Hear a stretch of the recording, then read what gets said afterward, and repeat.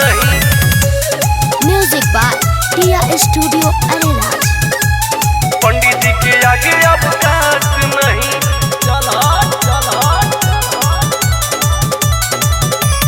तोहर के देखी भैनी तोहर दीवानी, हमके बनल अपन दिलवा के रानी।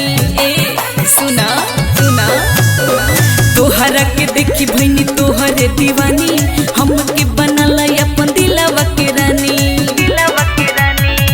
तेरे बिना कटती अब तो रात नहीं। अरे सुनना, प्यार करना तेरे बस की बात नहीं है, पंडित जी के आगे अब काट नहीं। प्यार करना तेरे बस की बात नहीं है, पंडित जी के आगे अब काट नहीं।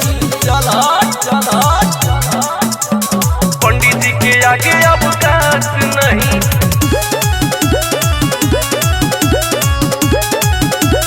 पंडित जी के आगे अब काट नहीं।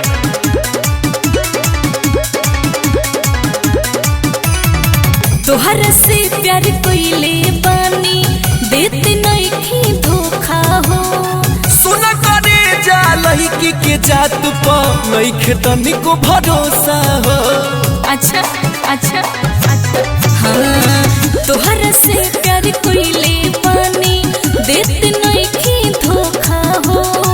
सुना करे जा लड़की के जात पर नहीं तनिको भरोसा हो।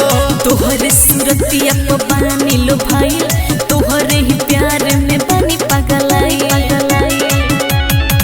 छोड़ूंगी कभी तेरा साथ नहीं। अरे सुनना, प्यार करना तेरे बस की बात नहीं है, पंडित जी के आगे अब काट नहीं। प्यार करना तेरे बस की बात नहीं है, पंडित जी के आगे अब काट नहीं।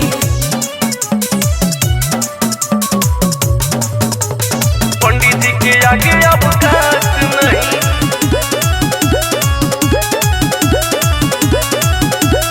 पंडित जी के आगे अब काट नहीं। पवन पटेल सूरज सबसे अच्छे दिखते हो। बालीराम को धोखा देकर पैसों पर तुम बिकते हो। पवन पटेल सूरज सबसे अच्छे दिखते हो।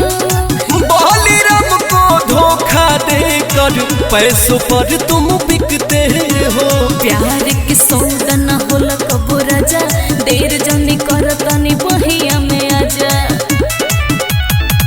पलक करेगी कभी खाते नहीं। अरे सुनना, प्यार करना तेरे बस की बात नहीं है, पंडित जी के आगे अब काट नहीं। प्यार करना तेरे बस की बात नहीं है, पंडित जी के आगे अब काट नहीं।